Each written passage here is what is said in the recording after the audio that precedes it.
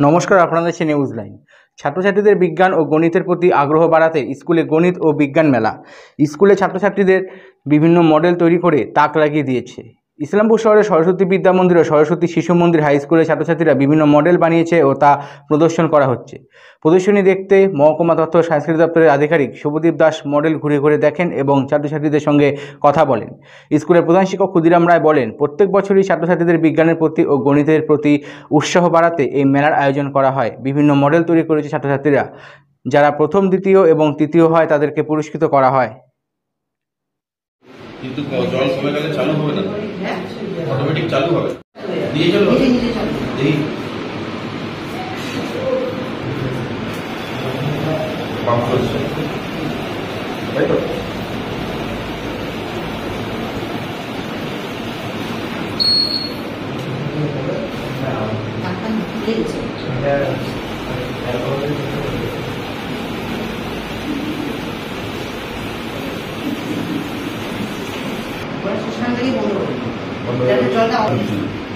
শুধু একটু হাত দিন, তাহলে জলটা একটুখানি কমবে, আবার কম চালু হবে।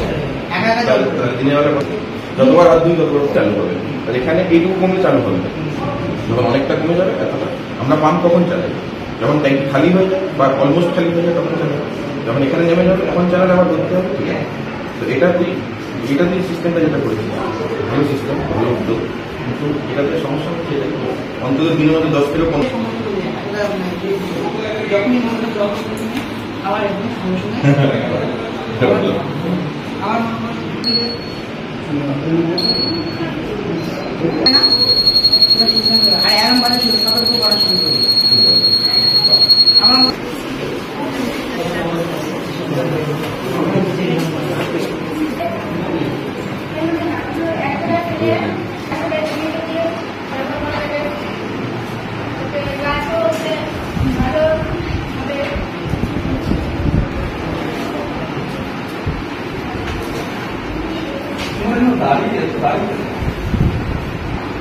হ্যাঁ,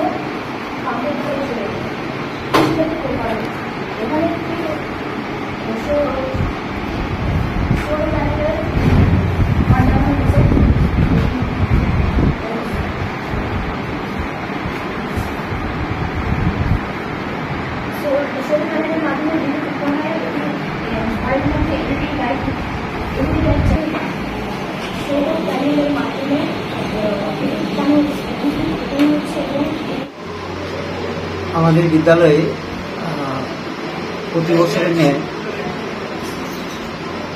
আর এই বছরও আর এই গণিত বিজ্ঞান মেলার আয়োজন হয়েছে।